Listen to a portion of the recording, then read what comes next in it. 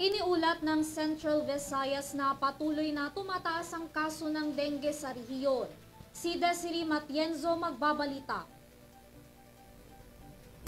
Iniulat ng Central Visayas na patuloy na tumataas ang kaso ng dengue sa kanilang probinsya, sa kabila yan ng mainit na panahon na nararanasan sa buong bansa.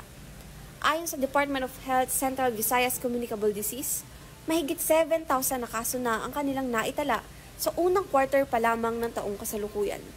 Sa naganap na press conference kasabay ng Dengue Awareness Month o ASEAN Dengue Day, sinabi ni Dr. Ronald Jarvik Buscato na nagtala ang rehiyon ng 6,968 na kaso ng dengue kung saan 18 na dito ang nasawi sa pagitan ng January hanggang June. Ayon pa kay Buscato, ang naturang pagtaas ay katumbas ng 95% kumpara noong nakaraang taon.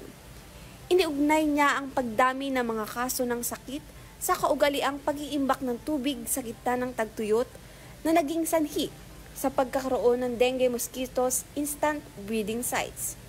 Hinikayat naman ni Buscato ang mga residente sa rehiyon na isagawa ang 4S strategy na kinabibilangan ng search and destroy breeding sites, self-protection measures, seek early consultation at support fogging spraying.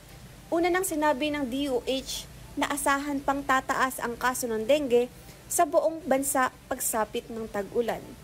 Sa ngayon, tinatayang nasa pang-apat ang Central Visayas sa mga rehiyong may mataas na kaso ng dengue. Para sa Euro TV News, Desiree Matienzo, sumasaludo sa bawat Pilipino.